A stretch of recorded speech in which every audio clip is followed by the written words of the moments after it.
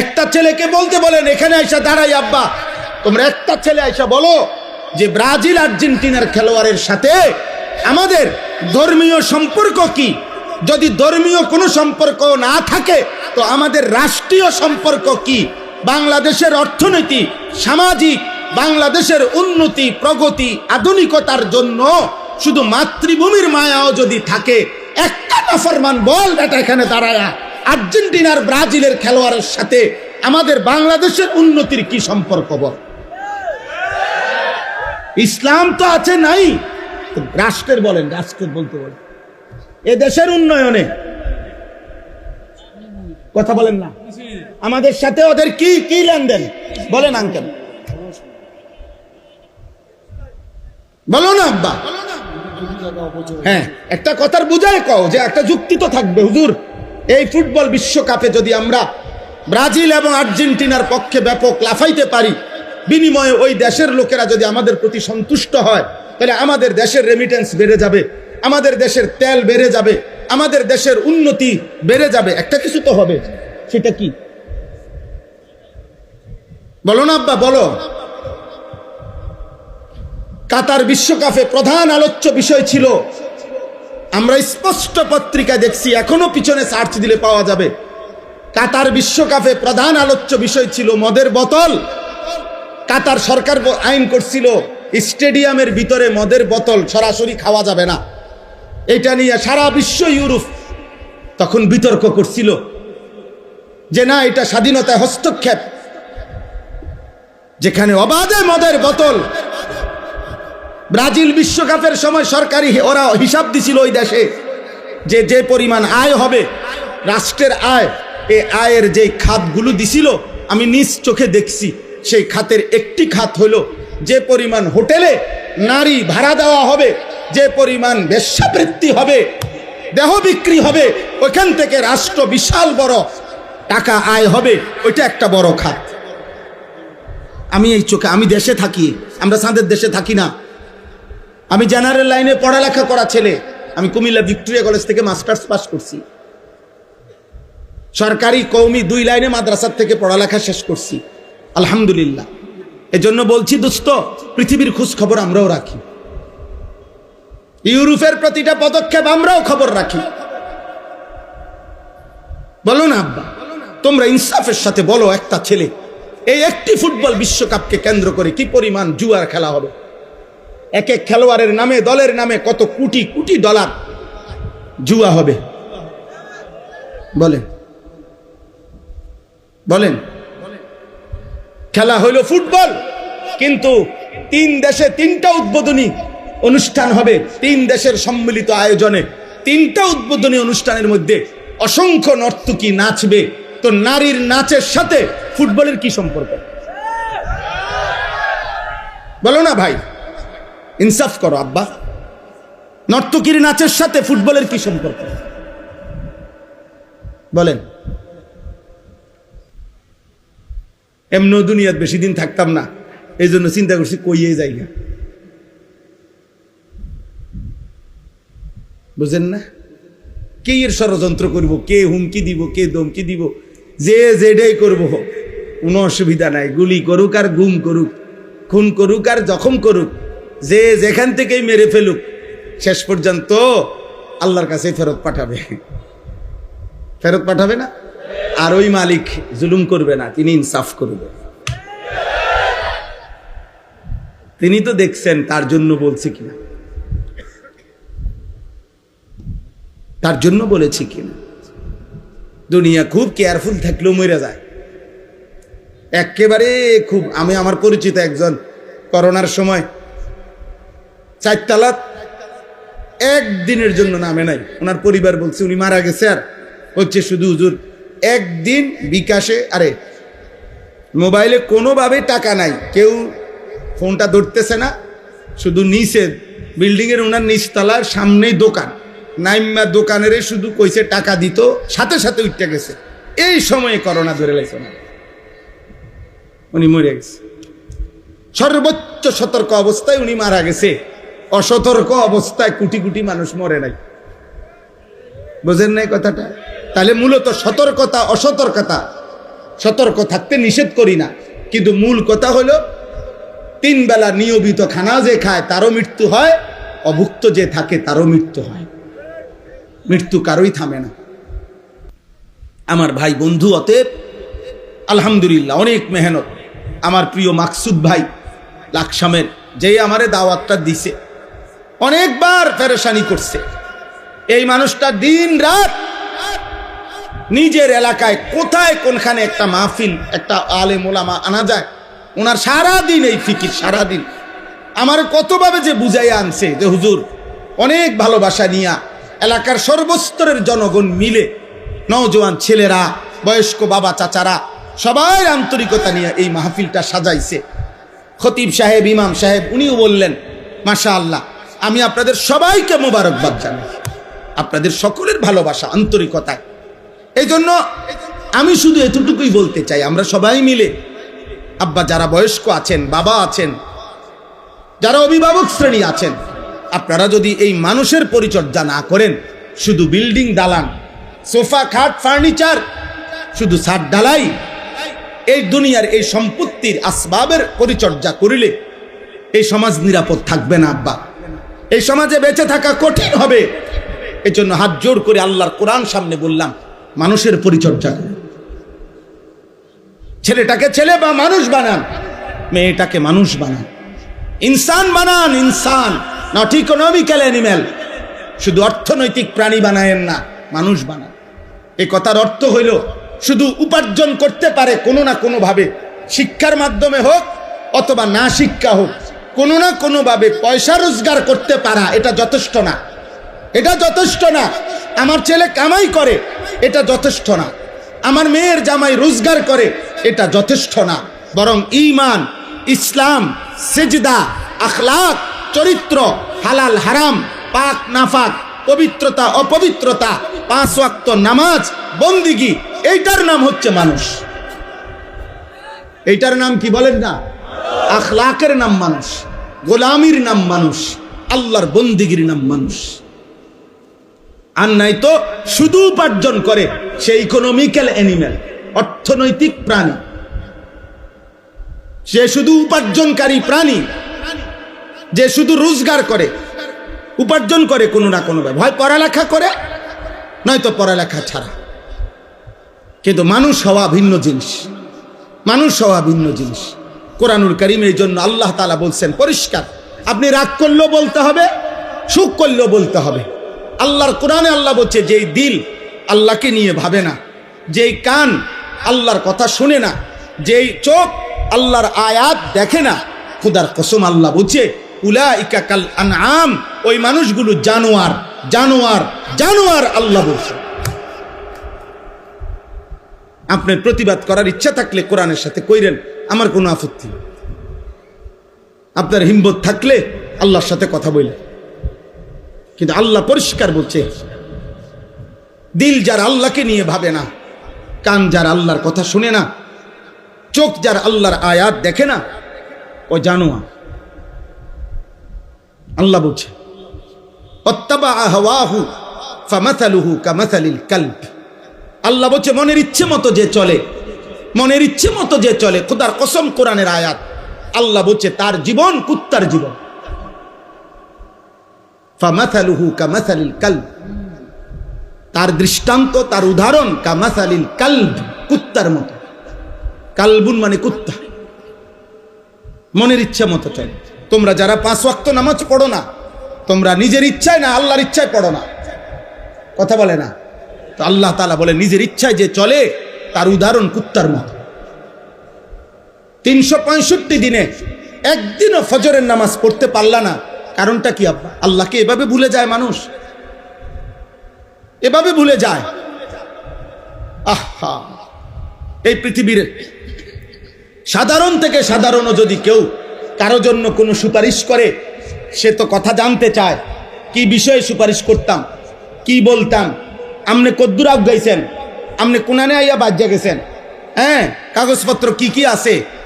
আমি আজকে একজন ডাক্তারকে বলছি, আমার বিবিরে ডাক্তার দেখাইতাম শনিবারে, আমার ঘনিষ্ঠ, উনি বলছে হুজুর গত 2-3 বছরে যত ডাক্তার দেখাইছেন এই বিষয়ে সবগুলো স্লিপ প্রেসক্রিপশন নিয়ে আইসেন। কথা বোঝেন নাই আমার? তো নবী সাল্লাল্লাহু আলাইহি সাল্লামের কাছে যেই উম্মত সুপারিশের জন্য যাইবে হাসরের ময়দানে, ইয়া রাসূলুল্লাহ আমি আনিসুর রহমান, এই যে আমার কাগজ ফাইল, আমার জন্য একটু সুপারিশ করেন। তো নবী সাল্লাল্লাহু আলাইহি সাল্লাম তাকায় দেখবে 365 দিন খোদার এক বছরে একদিনও ফজরের নামাজ পড়ে নাই, 40 বছর টানা সুদ খাইছে, 40 বছর টানা বিড়ি সিগারেট খাইছে, 40 বছর টানা কথায় কথায় গালিগালাজ করছে, প্রতিদিন রঙিন টেলিভিশনে নর্তকীর ছবি দেখছে। এইভাবে লেখা আছে নামের নিচে আমল নামায়। আল্লাহর নবী তখন বলবেন, উম্মত, এই আমার উম্মত, এই শ্রেষ্ঠ নবীর উম্মত। আমি 23টা বছর তায়েফের পাথরের আঘাতে আমার সারা দেহ রক্তাক্ত হয়েছে। আমি এত রক্ত ঝরাইলাম যে আমার পায়ের জুতার সাথে পায়ের তালু রক্তে জমাট বাইদা খুলতে কষ্ট হয়েছে। 14 দিন টানা ক্ষুধার কষ্টে আমি পেটে 2টা পাথর ভাঙছি। 3 মাস আমার ঘরের চুলায়, ক্ষুধার কসম হাদিসে আছে, নবীর স্ত্রী আয়েশা বলছে রাদিয়াল্লাহু তাআলা আনহা, 3 মাস নবীর সংসারে টানা চুলায় কোনোদিন রান্না করা খাবার জোটে নাই। উহুদের দান করা শহীদে গর্তের মধ্যে এতটা সময় পড়েছিল যে নবীজি কাউকে ডাকতেও পারতেছিলেন না, কেউ খুঁজতেও পাচ্ছিলেন না। আল্লাহর নবী এভাবে আহত হয়ে রক্ত মাখা দেহ নিয়ে উহুদের প্রান্তরে পড়েছিলেন। নবী বলবেন, উম্মত, এই আমার তায়েফের রক্তের বিনিময়, এই আমার উহুদের দান শহীদ করার বিনিময়, এই আমার পেটে পাথর বাঁধা ক্ষুধার কষ্টের বিনিময়, এই আমল নামা। 60 বছর বয়সেও বিড়ি সিগারেট, 60 বছরের দাড়িওয়ালা বুড়া, এখনো নর্তকীর নাচ, টেলিভিশনে চা দোকান, নাচ গান দেখা। আমি আল্লাহর সামনে এটা কেমনে সুপারিশ করি বলেন না? নবীজির সুপারিশ মানে কি? আপনার গুনাহ মৃত্যু পর্যন্ত মজবুতির সাথে গুনাহ চলবে, এক সুতা আপনি নড়াচড়া করবেন না গুনার থেকে। আর নবী শুধু দাঁড়াইবেন আর নবী বেহেশতে ঢুকাবে, এটা নিয়ে সুপারিশ। কথা বলেন না কেন? বলেন, একজন মুসলমান বলেন, সুপারিশ বলতে কি বুঝছেন? সুপারিশ মানে তো আবেদন। সুপারিশ মানে কি গ্রহণ? কথা বলেন না কেন? সুপারিশ মানে মুক্তি, সুপারিশ মানে নাজাত, সুপারিশ মানে জান্নাতে ঢুকানো, সুপারিশ মানে আবেদন। আবেদন, কেউ যদি সুপারিশ করে এটা প্রমাণ করে আবেদন, এটা আবেদন করছে, গ্রহণ করা, অনুমোদন করার জন্য ভিন্ন আরেকজন আছে। কথা বলে না? তাহলে নবীজি কি করবে? সুপারিশ করবে, তো এটা অনুমোদন করার জন্য আরেকজন কেউ থাকবেনি। তিনি কে? আরে বলেন না কে? তো নবীজি আবেদন করিলে, মনে করেন নবীজি আবেদন করার পর 1 কোটি মানুষ, সাপোজ আর কি 1 কোটি মানুষ আবেদন করছে, আল্লাহ তাআলা যদি বলে, বন্ধু আপনার আবেদনে ধরেন আমি একজন বাদে বাকি সবাইকে জান্নাত দিলাম, একজনকেই শুধু জাহান্নাম দিলাম, আর সেই একজন যদি হয় আনিসুর রহমান, তাহলে বাকি সবাই জান্নাতে গেলে আমার কি লাভ? কথা বোঝেন নাই আমার? নবীর সুপারিশে মনে করেন 100 কোটি যাবে। এই ছেলে, এই বেয়াদব, এই বেটা বেয়াদব, মোবাইল ধরলা কেন? গাদ্দারি করো কেন? তুমি চলে যাও বেটা, তোমার মতো ফালতু শ্রোতা না হলে চলবে বেটা।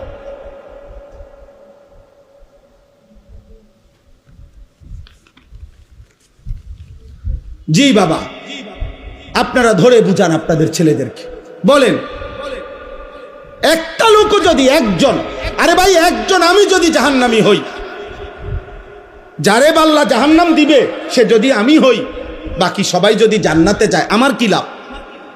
কথা কন না, আমার কি লাভ? দোস্ত আমার, বন্ধু আমার, আমি সর্বোচ্চ আবেগ দিয়ে বলছি, রাগ হইও না ভাই, আমি মোবাইলের এটা মাইনা নিতে পারি না। আমার কথা হলো সে না শুনুক, আমার কোনো আপত্তি নেই। আমি জীবনভর আজকে আলহামদুলিল্লাহ আল্লাহর দয়ায় 22 বছরের এই ছোট্ট ওয়াজের জীবনে কখনো 10 জন মানুষের সামনে বয়ান করছি, কখনো 10,000 মানুষের সামনে বয়ান করছি, এটা কোনো বিষয় না। এই কোরবানির ঈদের আগের দিন বুধবার রাতে এশার নামাজের পরে আমি যখন বয়ান করছি তখন 10-15 জন মানুষ ছিল। আমি বলে গেছি কম পক্ষে 1 ঘন্টা আল্লাহর কথা বলতে হবে, বন্ধ করা যাবে না। আমরা ইয়াকিন করি যে আমাদের দায়িত্ব শুধু কলিজার সবটুকু দিয়ে বলা, চূড়ান্ত ফয়সালা আল্লাহর হাতে। ফয়সালা কার হাতে? হেদায়েত দিবে কে? জীবন পরিবর্তন করবে কে? আল্লাহ আল্লাহ আল্লাহ আল্লাহ আল্লাহ। হেদায়েত কারো হাতে না, শুধু আল্লাহর হাতে। হেদায়েত নবী সাল্লাল্লাহু আলাইহি সাল্লামের হাতেও না, কার হাতে? যার কারণে যে নবীর কথায় আবু বকর এক কথায় কালেমা পড়ছে, সেই নবীর কথায় 10 বছর একটানা আপন চাচা আবু তালেবকে নবীজি দাওয়াত দিছে। আর মোট 38 বছর আবু তালেব 38 বছর নবীজির খেদমত করছে। কত বছর? 38 বছরের খেদমত করছে আবু তালেব নবীজির। আর নবীজি 10 বছর তাকে কালেমার দাওয়াত দিছে, কিন্তু মৃত্যু হয়েছে ঈমান ছাড়া, কারণ আসমানওয়ালা রব ফয়সালা দেয় নাই। বলে নবীজি কানছে, চোখের পানি ফেলছে, ফেলে নাই? বুখারীর riwayat, কুল লা ইলাহা ইল্লাল্লাহ কালিমাতান আশহাদু লাকা বিহা ইনদাল্লাহ। আল্লাহর নবী বলছে, চাচা একবারের জন্য কালেমাটা পড়ে, একবার শুধু বলেন চাচা, আপনি শুধু বলে রাখলে হাসরের ময়দানে আমি আপনার জন্য আল্লাহর নিকট সাক্ষ্য দেব। হাদিসের মধ্যে আছে আবু তালেব নবীজি ফালাম ইয়াজাল বারবার বলতেছিলেন, আর আবু জাহেল আর উমাইয়া ইবনে খালফ এই 2 জন কাফের বারবার নিষেধ করছিল। 2 পাশে 2 জন, এ পাশে নবীজি, এ পাশে 2 জন কাফের, আবু জাহেল এবং উমাইয়া। এই 2 জন বলতেছে, আবু তালেব বাপদাদা পূর্বপুরুষের ধর্মের মূর্তি পূজার বিরোধিতা করিস না, বেজ্জতি করিস না। আর আল্লাহ নবী বলছে, চাচা একটাবার পড়ে। কোন কোন কিতাবের মধ্যে আছে শেষ পর্যন্ত নবীজি বলছে, চাচা আমার কানে কানে বলে, আমি শুধু শুনে রাখবো, কিয়ামতের দিন সাক্ষ্য দেব। আবু তালেব পড়ে না, খোদার কসম পড়ে না। কিতাবে আছে শেষ পর্যন্ত নবীজি বলছে, চাচা আমি পড়ি, আপনি শুধু ঠোঁটটা লাড়েন, আমি তবুও বলবো আল্লাহর কাছে যে আল্লাহ আমার চাচা ঠোঁট লাড়ছে, মনো কালেমাই পড়ছে। আবু তালেব ঠোঁটও লাড়ে নাই, শেষ পর্যন্ত আছে। এবার নবীজি বলছে, এরকম হাত জড়ায় ধরে বলছে, চাচা আপনি আগুনের মধ্যে কেমনে সইবেন? আপনি আগুনে পুড়বেন, আপনি আমার 38 বছর খেদমত করছেন, আপনি জাহান্নামের আগুনে পুড়বেন, চাচা আমি এটা সহ্য করবে, আপনি তো আগুনে পুড়বেন। এই তখন আবু তালেব একটা কথা বলছে, এই করিম, আবু তালেব বলছে, ভাতিজা মুহাম্মদ, আন্নারু খায়রুম মিনাল আর। আপনারা সবাই মনে রাখবেন, আবু তালেব বলছে, মুহাম্মদ দুনিয়ার মানুষের কাছে লজ্জিত হওয়ার চাইতে আগুনে পোড়া ভালো।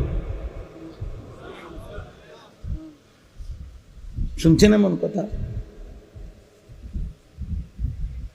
আন্নারু খায়রুম মিনাল আর, কিতাবের আবার বলছে, মুহাম্মদ প্রয়োজনে জাহান্নামের আগুনে পুড়ব, কিন্তু সমাজের মানুষের কাছে বেজ্জতি হতে পারতাম না। অসংখ্য বাবা মার হিসাব তো এটা। 3 দিন ধরে বিয়া বাড়িতে ডেকসেট বাজতে আছে, এবারটার কথা হইল প্রয়োজনে হাসরের ময়দানে জাহান্নামের আগুনে পুড়মু, কিন্তু জিফুত নায়নাতুরের কাছে বেজ্জতি হতে পারতাম না। ফুলাইনে শখ করছে, ফুলাইনে কি করছে? ফুলাইনে শখ করছে। হ্যাঁ, বেটা বেডি এক প্যান্ডেলে খাওয়াইতে আছে, ও গুণা হইব তো, ও অক গুণা, কিতা করণ যাইব, আর হয়তো কিছু পিঠা খাওয়ান লাগবো কবরে, কিন্তু বেজ্জুতি থেকে তো বাঁচতাম। গ্যারামে বেজ্জুতি হয়েছে না, হেপটা মানুষ হেপটার একের আলগি দিয়া টাঙ্গাইয়ে থুইছে ইজ্জত দিয়া। বুঝেন নাই কথা? হ্যাঁ, মানুষের কাছে যাতে বেজ্জুতি না হয়, এই জন্য গুণাটাকে কি করে নিছে? মেনে নিছে। কথা বোঝেন না? একটা হাইয়েস্ট এটার ভিতরে বেড়া বেড়ি ফুলা মাইয়া, হ্যাঁ চাপ দিয়ে বইয়ে লাও, মাত্র 10 কিলোমিটারের পথ, এত ফর্দা ফুর্দা টোহাইও না, এত এত এত জমিদারি করো না, বইয়া লাও বেড়া বেড়ি এক লগে, যে জান দিয়ে জায়গা পাও বইয়া লাও। এটা এটা জায়েজ হয়ে গেল? এটা 2 কিলোমিটার হইলে এটা জায়েজ, 10 কিলোমিটার পথ কম হইলে বেড়া বেড়ি এক লোকে বইন জায়েজ নাকি? বিয়ার রাত, বিয়া বাড়ি, আপনার স্বাস্থ্য বোন, জ্যাঠতো ভাই, ভাই বোন, ছোট ছোট বাচ্চা 10 বছর 12 বছরের, মনে করেন সব দিদি একখান দিয়ে হতাই দিছে, হইতালা সবাই একটা একটা বালিশ দিয়ে দিয়ে সবাই সবাই শুইয়া লাইল এক লগে। এটা হালাল না হারাম?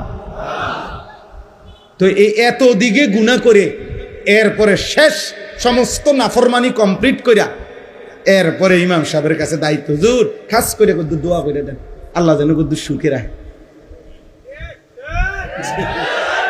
আল্লাহ যেন এই 70,000 টাকার যে বিয়ের গেটটা আল্লাহ যেন এটা বরকত দেয়, গায়ে হলুদের যে অনুষ্ঠানে বেড়া বেড়ি নাচছে আল্লাহ যেন এটা বরকত দেয়, পুরাটা অনুষ্ঠান যে ভিডিও করছে আল্লাহ যেন এটার মধ্যে বরকত দেয়, বেড়া বেড়ি যে একই হাইয়েসের মধ্যে সাইপা বইছে আল্লাহ যেন এটার মধ্যে বরকত দেয়। হ্যাঁ দিব, যা দিবার দিব, আপনি টের পাইবেন, রোদ উঠলেই বুঝবেন।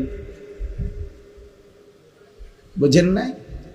আস্তাগফিরুল্লাহ, আস্তাগফিরুল্লাহ, বলেন নাউজুবিল্লাহ, বলেন নাউজুবিল্লাহ। মুসলমান মনে রাখবেন আমার শেষ কথা, চোখ বন্ধ করলে ঝড় থামে না, মাথা নোয়ায়া ফেললে ঝড় থামে না।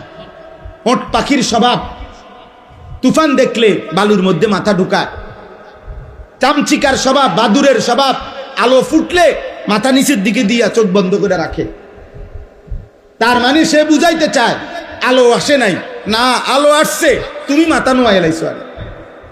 এই জন্য আপনি যদি বলেন আমি বুঝি নাই, চোখ বন্ধ করে যদি আপনি কোন তুফান নাই, না তুফান ঠিকই আসতেছে, আপনি চোখ বন্ধ করে রাখছেন, তা আপনি বুড়া মানুষ, গ্রামের মানুষ, বুঝি নাই, বা ও এখনকার যুগ এরকম, আগের মতো সাফাসাফি করলে হইতো না, এই সব কিছু বললেই কবরের আযাব মাফ হয়ে যাবে, জাহান্নামের আযাব মাফ হয়ে যাবে। খোদার কসম এটা হবে না। ইমাম সাহেব আর মুক্তা দিয়ে, মুসল্লি আর হুজুরে, পাবলিকে আর জনগণে আমরা একত্র হইয়া গেলে কবরের আযাব মাফ হবে না। আমনে উনি আমারে কইলো, আমি ইমাম সাহেবরে কইলেন, আমনে হুজুর বুঝেন তো অন কি আর এই যুগ আসেনি? হুজুরে কইলো আচ্ছা বুঝি তো, বুঝি তো, হ্যাঁ ঠিক আছে, আল্লাহ ভরসা চালাইয়া নেন। হ্যাঁ, ইমামে আর মুসল্লি মিল্লা গেলে আখেরাত ক্লিয়ার, পিসাবে আর মুরিদে মিল্লা গেলে আখেরাত ক্লিয়ার। হ্যাঁ কি মিল্লা জিল্লা, মিল্লা জিল্লা কুমিল্লা, মিল্লা জিল্লা আখেরাত না। ওয়ামতাজুল ইয়াউমা আইয়ুহাল মুজরিমুন, আল্লাহ তাআলা হাসরের ময়দানে বলবে, ফেরেশতা প্রত্যেকটা নাফরমান বেঈমানরে আলাদা কর, বাইর কর গার ধাক্কা দিয়া, ওয়াকিফুহুম ইন্নাহুম মাসউলুন। আল্লাহ বলবে ফেরেশতা প্রত্যেক পাপীকে 3 জন একসাথ করবি। প্রিয় ভাই, কোরআনের আয়াত, প্রত্যেক পাপীর বেলায় আল্লাহ বলবেন 3 জনকে একসাথ করবা। 1 পাপীকে, 2 এই পাপ কাজে তার সঙ্গী যে ছিল তাকে, 3 এই পাপ করতে গিয়ে সে যার উপরে ভরসা করছে, তারে শেল্টার দিছে সে, যে সেই গডফাদার যে তাকে অন্যায় করতে, চুরি করতে, জিনা করতে, মদ খাইতে, জুয়া খেলতে, নারী দেখতে, জুলুম করতে, সন্ত্রাসী করতে, চাঁদাবাজি করতে, হারাম করতে যে তাকে শেল্টার দিছে, আল্লাহ বলবে 3 জনকে একসাথ করো। খোদার কসম আল্লাহ বলেন, আর জাহান্নামের রাস্তায় দাঁড় করাও, আমি একটা একটা করে জিজ্ঞেস করব আর জাহান্নামে পৌঁছায় দেব। কোরআন শরীফের আয়াত, উহশুরুল্লাযীনা যালামু ওয়া আজওয়াজাহুম ওয়া মা কানু ইয়াবুদুনা মিন দুনিল্লাহ ফাহদুহুম ইলা সিরাতিল জাহিম ওয়াকিফুহুম ইন্নাহুম মাসউলুন মা লাকুম লা তানাসারুন বাল হুমুল ইয়াওমা মুস্তাসলিমুন। আল্লাহ তখন ওই 3 জনকে, পাপীর সঙ্গী, পাপ কাজ সে যার উপরে ভরসা করে করছে, এই 3 জনকে একসাথ করে আল্লাহ বলবেন, কি হলো, একজন আরেকজনকে সাহায্য করছো না কেন? একজন আরেকজনকে এখন কিছু বলছো না কেন? সহযোগিতা করছো না কেন? আল্লাহ আমাকে মাফ করে দেন, আল্লাহ আমাদের সবাইকে মাফ করে দেন। প্রিয় ভাই, জোয়ান মুসলমানের নওজোয়ান আব্বা, আগামীর পৃথিবী তোমাদের।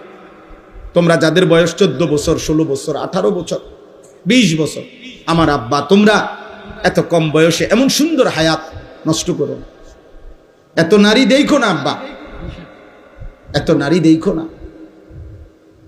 এত অশ্লীল ছবি মোবাইলে দেখো না, মদের আড্ডা জুয়ার আড্ডায় যাইও না, জিনা আর ব্যভিচার নারীর আড্ডায়, হারাম কোনো মেয়ের সাথে প্রেম ভালোবাসা, হারাম কোনো সম্পর্ক, পার্ক রেস্তোরাঁ বিনোদন, রাতভর গল্প, মোবাইলে আলাপ, বাস্তবতার হারাম প্রেম, সবটাই জিনা। খোদার কসম, হাতেরও জিনা, পায়েরও জিনা, চোখেরও জিনা, লজ্জাস্থানেরও জিনা, সবটাই নবীজি বলছে জিনা।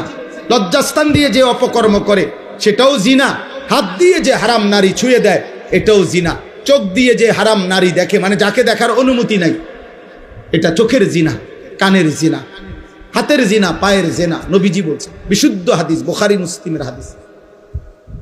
সাথে সাথে মদ, নেশা।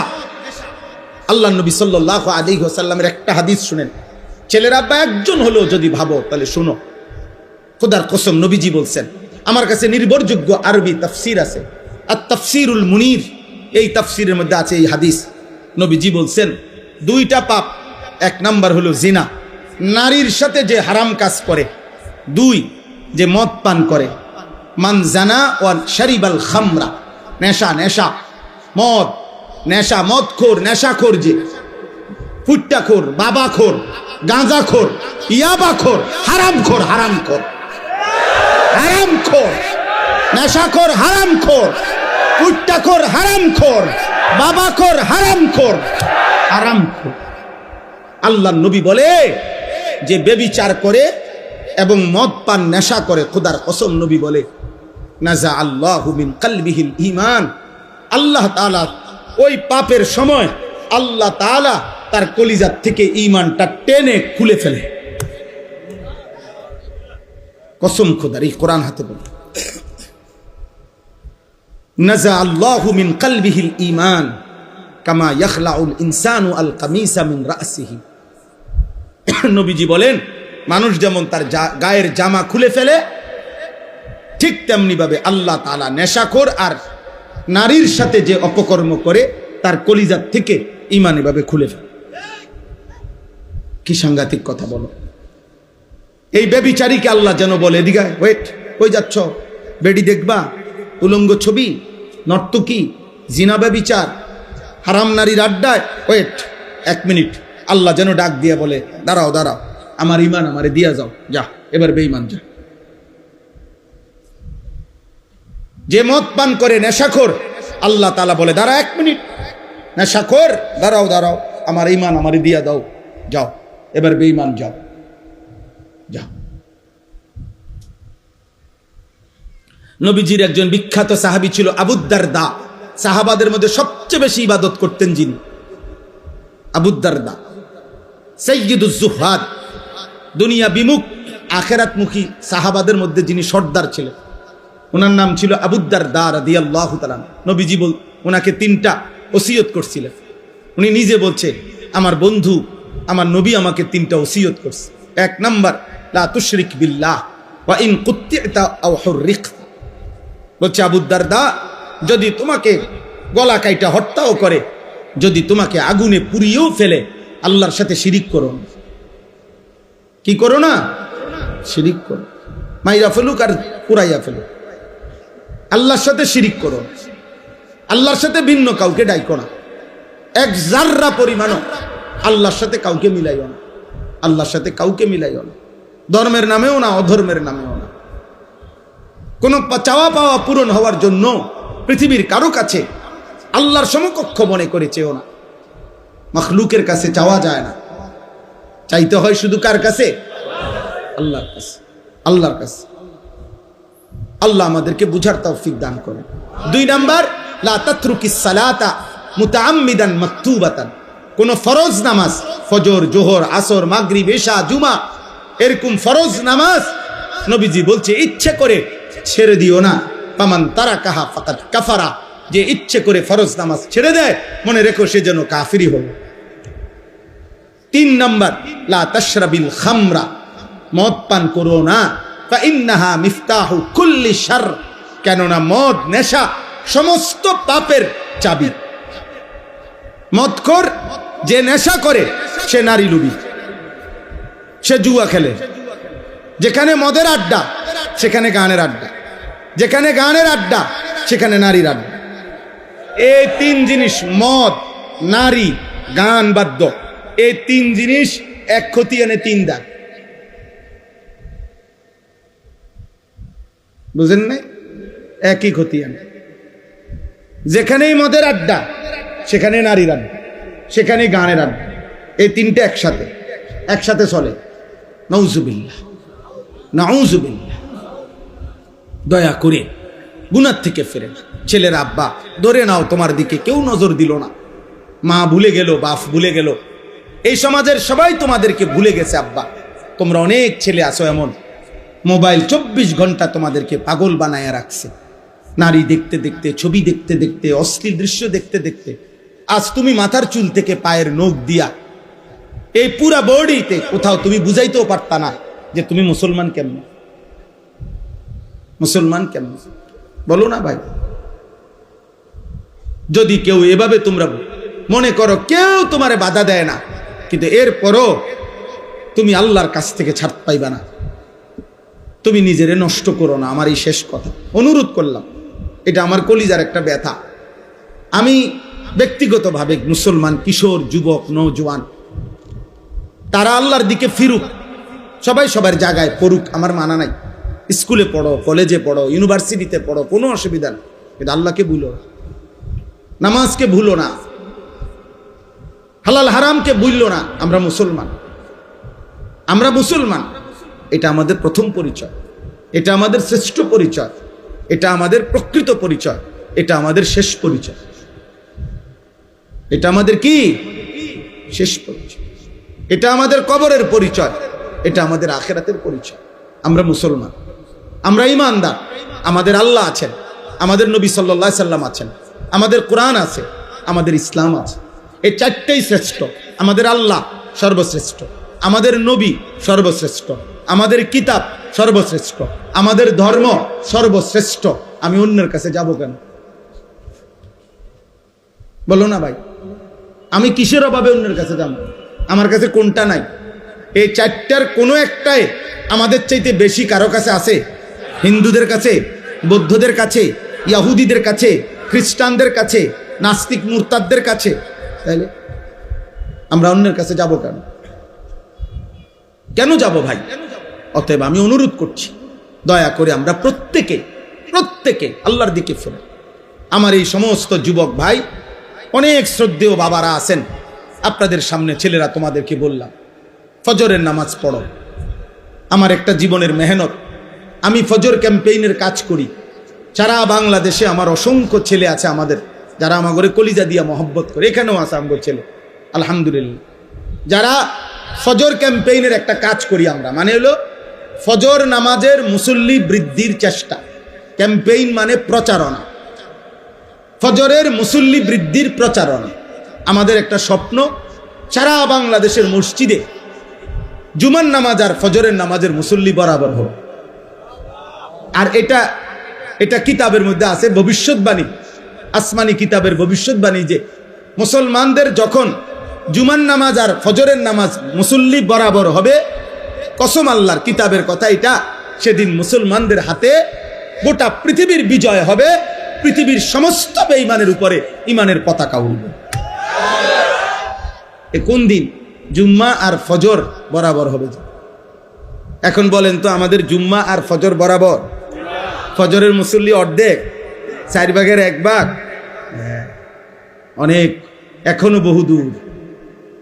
আমাদের বিজয় এখনো বহুদূর, বহুদূর। এই জন্য সারা বাংলাদেশে আমরা আলহামদুলিল্লাহ এই কাজটা করি। বয়স্ক বাবা, মজ বয়সী যারা আছেন, আপনাদেরকেও বলি, বাবা ফজরের নামাজ পড়ে। খোদার কসম, এই কোরআন হাতে ধরে বললাম, নবীজি বারবার, একাধিকবার, বুখারীতে হাদিস আছে, মুসলিমে হাদিস আছে, অসংখ্য সাহাবী বর্ণনা করছেন নবীজির থেকে। নবীজি বলছেন, কোন ব্যক্তি মুমিন নাকি মুনাফিক, এটা চিহ্নিত করার প্রথম প্রকাশ্য প্রমাণ হলো ফজরের নামাজ। কোন নামাজ? কোন নামাজ? খোদার কসম, ফজরের নামাজে প্রমাণ হয় সে কি মুমিন নাকি মুনাফিক। হাদিসে আছে, হযরত উবাই ইবনে কাব রাদিয়াল্লাহু তাআলা আনহু বলেন, নবীজি যাকে সন্দেহ করতেন ঈমানের ব্যাপারে, তাকে ফজরের নামাজ সালাম ফিরিয়ে খুঁজতেন, সালাম ফিরিয়ে খুঁজতেন। একদিন দুই দিন না দেখলে নবীজি বলতেন, মনে রেখো মুনাফিকের জন্য এশা এবং ফজরের নামাজ জামাতে পড়া কঠিন। কসমান হযরত আব্দুল্লাহ ইবনে ওমর বলেন, নবীজির বিখ্যাত সাহাবী, তিনি বলেন নবীজির জামানায় কেউ যদি ফজরের নামাজে মসজিদে না আসতো, আমরা তাকে দুইটা জিনিস ভাবতাম, হয় সে অসুস্থ রোগাক্রান্ত, আর নয়তো মুনাফিক। আচ্ছা আনা বিহিজ্জান, হয় আমরা এটাই বুঝতাম, হয়তো সে অসুস্থ আর নয়তো মুনাফিক। নবীজি, বুখারীর হাদিস আছে, নবীজি সাল্লাল্লাহু আলাইহি সাল্লাম ফজরের নামাজের গুরুত্ব বলে আল্লাহর নবী বলছেন, আমার মন চায় জামাতের ওয়াক্ত হইলে একজনকে বলি ইমামতি করো, আর আমি নিজে কিছু লোক নিয়া লাকড়িতে আগুন ধরাইয়া আমার মন চায় ইলা কওমিন লা ইয়াশহাদুনাস সালাহ, যারা ফজরের জামাতে আসে নাই, আমি তাদের ঘরগুলোতে যাই, ফা উহাররিকা আলাইহিম বুয়ুতাহুম বিন্নার, অতঃপর তাদের ঘরগুলো তাদেরকে শুদ্ধ আগুনে পোড়ায় দেয়। কি মনে করছেন আব্বা বিষয়টা? খামখেয়ালি মনে করছেন? ফুলাইন মানুষ, হেবড়া কয় ফুলাইন মানুষ, বাপে কয় ফুলাইন মানুষ, মায়ে কয় ফুলাইন মানুষ, আস্তে আস্তে ঠিক হয়ে যাব। হেবড়ারে কইছে জিব্রাইলে,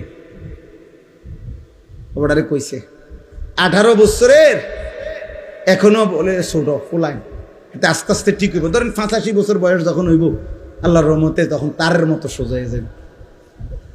কারণ তখন তার শরীরে আড্ডি গুড্ডি গিরাগাড়ি জোরাজারি সব ছেড়ে দিছে, তখন সোজা না ইয়ার উপায় আছে নি?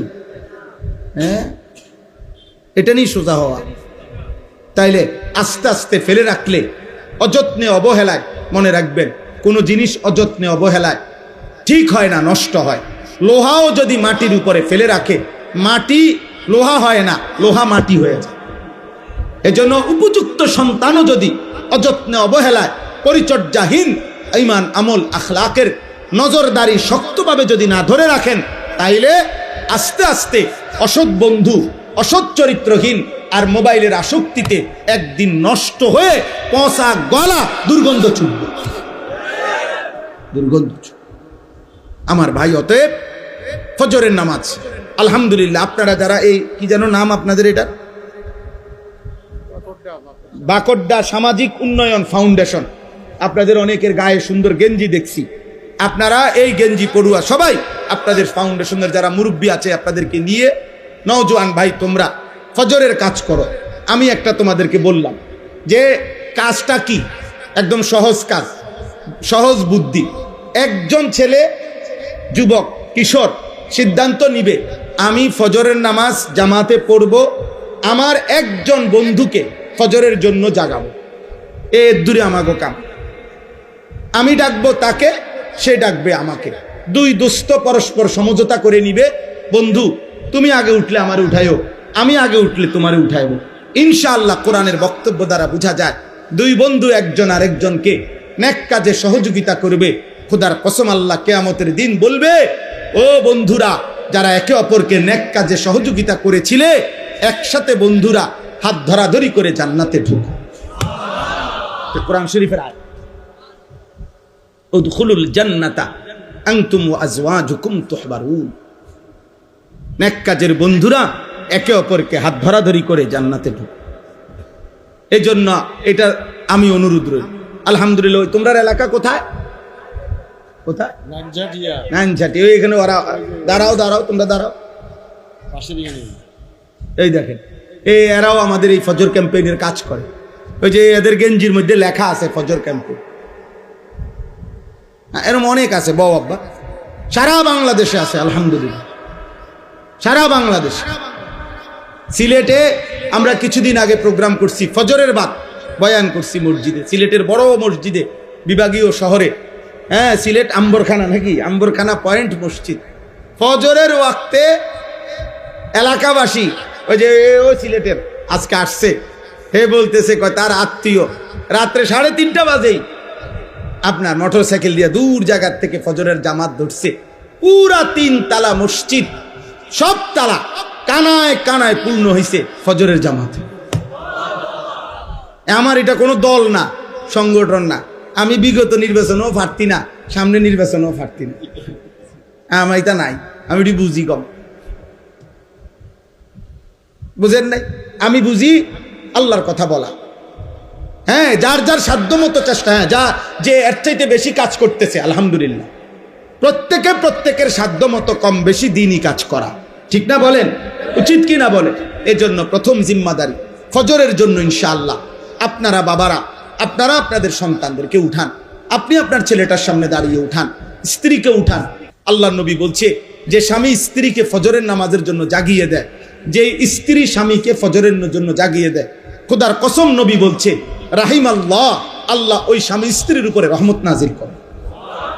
নবীজি বলছে যে এই পরিবারের পুরুষ তার পরিবারের সদস্য স্ত্রী ছেলে মেয়েদেরকে ফজরের নামাজের জন্য জাগিয়ে দেয়, অতঃপর সকলে ফজরের নামাজ আদায় করে, খোদার কসম নবী বলছে আল্লাহ তাআলা ওই ফ্যামিলির পুরুষ মহিলাকে বেশি বেশি জিকিরকারী পুরুষ এবং নারীদের অন্তর্ভুক্ত করে দেয়।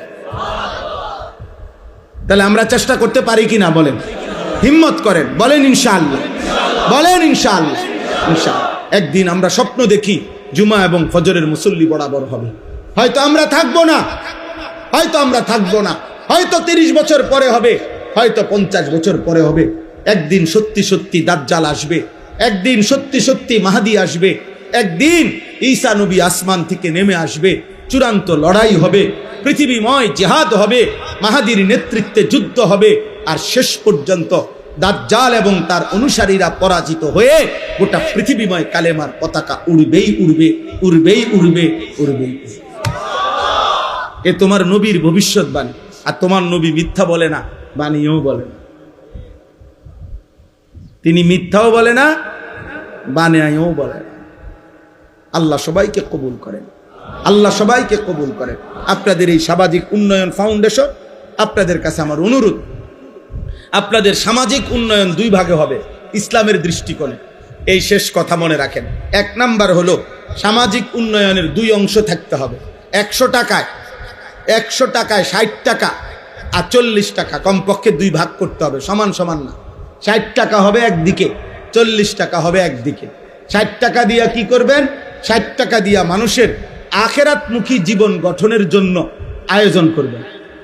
সূরা শিখবে, কেরাত শিখবে, দোয়া শিখবে, দিন শিখবে, কালেমা শিখবে, নামাজ শিখবে, ইসলাহি মাহফিল হবে, মসজিদ ভিত্তিক বয়ান হবে, এবং মহল্লায় মহল্লায় সকালবেলা ফজরের পরের ভোরের মক্তব বাচ্চারা শিখবে।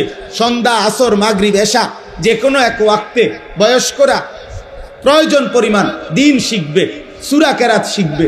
একবার 10 মিনিট হোক, মনে করেন আলহামদুলিল্লাহ, এইটাই ইমাম সাহেব মনে করেন 10 মিনিট মস্ক করায় দিছে মুরব্বীদেরকে। এর দূরে শুধু আজকে এর দূরে পড়া যান, ছুটি, কালকে আবার বাকি না। কথা বোঝেন নাই? অর্থাৎ আপনি ব্যস্ত, কোনো অসুবিধা নাই, কিন্তু আমরা তো দেখি, আমরাই তো দুনিয়াতে চলি। বয়স্ক লোকের ব্যস্ততা কি? এ গুইরে চা দেওয়া, এ বিড়ি বন, বন, চা, বিড়ি, আর এ গপ, আর শুধু গপ। একারে গোটা পৃথিবীর দোষ। মেম্বর বালানা, চেয়ারম্যান বালানা, এমপি বালানা, এতের ফুট বালানা, হেতের জি বালানা, এতে আড়ে কেমনে, হেতে নাচে কেমনে, এ বৈশা বৈশা একজনের জো উড়াই দিছে, মাশাআল্লাহ চলছে। এবারে এক একজনের দেখবেন কুদ্দা উইটা লাফায়। আরে রাখ বেটা, আমি বুঝাইতে আছি, রাখ, তুই হন, আমার কথাটা হন। ঘাম বাইয়া বাইয়া পড়তে আছে। এ কি বুঝায়, কি বুঝায় কেউ কইতাছে না। কারে বুঝায়, কিত্ত বুঝায়? এখান থেকে বৈশা জাতিসংঘের বুদ্ধি দেয়। আমি তো সবসময় বলি পৃথিবীর সবচেয়ে বেশি বুদ্ধিজীবী বাংলাদেশের চা দোকানে। একটা ডাইরেক্ট যে খনিটা, এটাই চা দোকান। মেন জাতীয় সম্পদ আমাদের দেশের, মেন সম্পদ যে জাতীয় যে সম্পদটা, যে চা দোকানে থাকে। শুধু বদনাম, শুধু গীবত, শুধু বেহুদা কথা।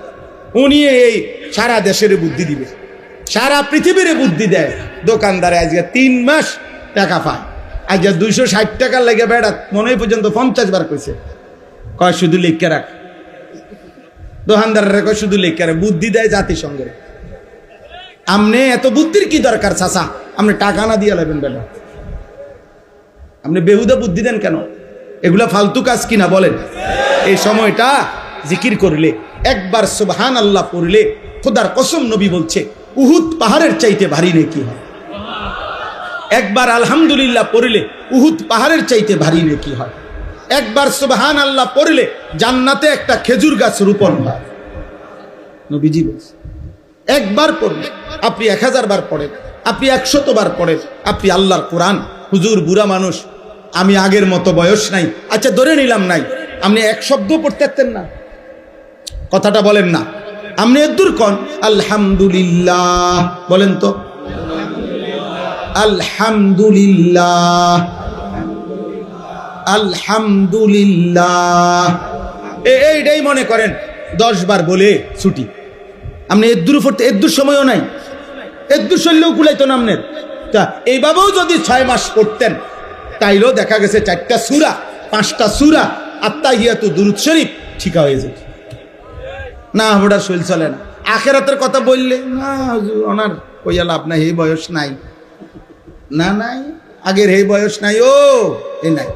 কিন্তু মাশাআল্লাহ ভাত খাইছে এই মাত্র, আবার আপেল, মালটা, চা, বন সব চলছে পরপর। এই বয়সটা আছে, শুধু এই আলহামদুলিল্লাহ পড়ার বয়সটা নাই। মাশাআল্লাহ ভাতের থালার বয়স পুরা আছে, এখানে কোনো বুড়া। এই জন্য বয়স্ক লোক রাগ হইয়েন না, আপনাদেরকে বললাম আপনারা দিন শিখেন, আপনারা আপনাদের ছেলেদেরকে উৎসাহিত করেন এই সামাজিক উন্নয়ন ফাউন্ডেশনের ভাইদের কাছে। তাহলে আমার প্রথম আবদার হলো 60 টাকা খরচ হবে আখিরাতমুখী জীবন গঠনে। বলেন কিসে? 40 টাকা ব্যয় হবে মানুষের দুনিয়াবি প্রয়োজনে, অর্থাৎ গরিব, অসহায়, নিরন্ন, বঞ্চিত, এতিম, দুস্থ, অসুস্থ, এই জাতীয় সামাজিক কল্যাণে ব্যয় হবে। এটা হলো 40 টাকা, মানে দ্বিতীয় কাজ। প্রথম কাজ মানুষের আখিরাতের জীবনের উন্নয়ন। এই জন্য দুটোটাই করা একটি ইসলামী সামাজিক সংগঠনের দায়িত্ব। আল্লাহ আমাদেরকে বুঝার তৌফিক দান করেন। আপনাদের কাছে শেষ কথা হলো, আমি ব্যক্তিগতভাবে আমার মাদ্রাসায় কুমিল্লা ক্যান্টনমেন্ট ময়নামতি সাহেবের বাজার, ওই মাদ্রাসা আজকে 11 বছর আলহামদুলিল্লাহ। আমার সেই মাদ্রাসায় এখন 534 জন ছাত্র আছে, 34 জন শিক্ষক কর্মচারী আছে। আজকে 11 বছর রানিং মাদ্রাসা, আলহামদুলিল্লাহ মাদ্রাসা চলতেছে। তো আমার একটা জীবনের স্বপ্ন, মুসলিম কিশোর যুবক নওজোয়ান স্কুলে পড়ুক, কলেজে পড়ুক, ইউনিভার্সিটিতে পড়ুক, এবং সাধারণ শ্রেণী মুসলমান যে কোনো বয়সী বছরের যেই কোনো দিন যেটুকু সময় যার আছে আমাদের ওই মাদ্রাসায় যাবে, দিন শিখবে। অজু, নামাজ, সূরা, কেরাত, দোয়া, কালাম, রুকু, সেজদা, এই আশা নিয়ে আমরা একটা বড় জায়গা কিনছি। 115 শতক, 1 একর 15.5 শতক জায়গা কুমিল্লা ক্যান্টনমেন্টের পাশে আমরা এটা কিনছি। 2,67,00,000 টাকা এই জায়গাটার দাম।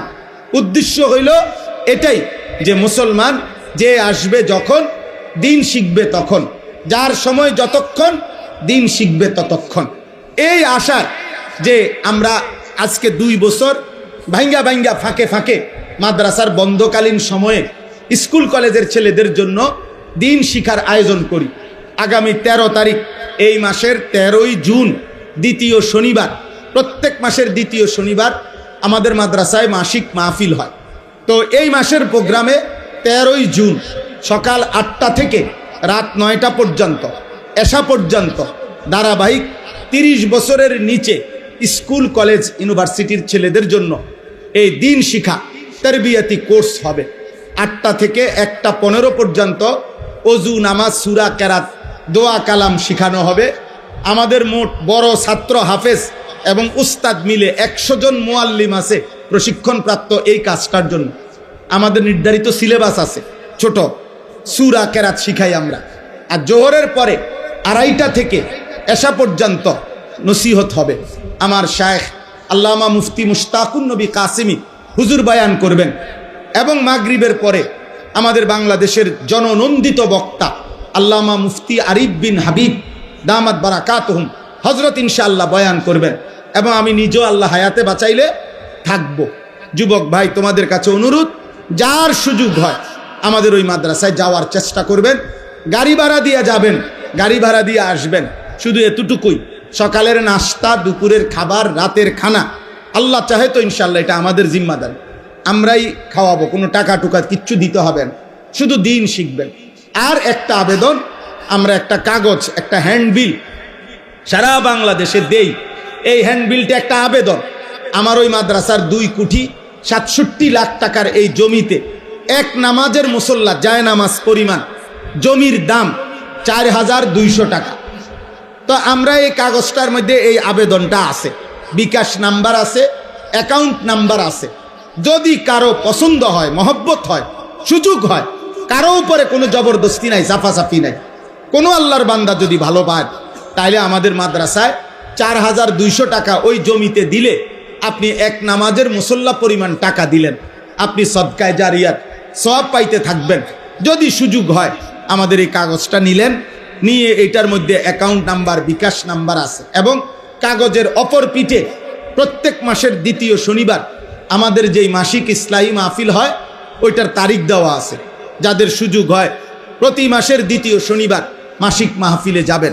আমাদের যেই মাকসুদ ভাই এখানে অনেক সাথী নিয়া প্রত্যেক মাসে উনি যায়, ওনার সাথে অনেক ছেলে পেলে নিয়ে উনি আমাদের মজলিসে যায়। আমার শায়েখ আল্লামা মুফতি মুশতাকুন নবী কাসেমি হজরতের মাদ্রাসায় প্রতি মাসের শেষ শনিবার সুদন্যপুর, কুমিল্লা, কোটবাড়ি, সেখানেও মাসিক মাহফিল হয়। যাওয়ার সুযোগ আছে, আপনারা যাওয়ার চেষ্টা করবেন। আপনাদের কাছে আমার অনুরোধ, আজকে এই মাহফিল, এই মসজিদ, এই মাদ্রাসা আল্লাহ যেন কবুল করে।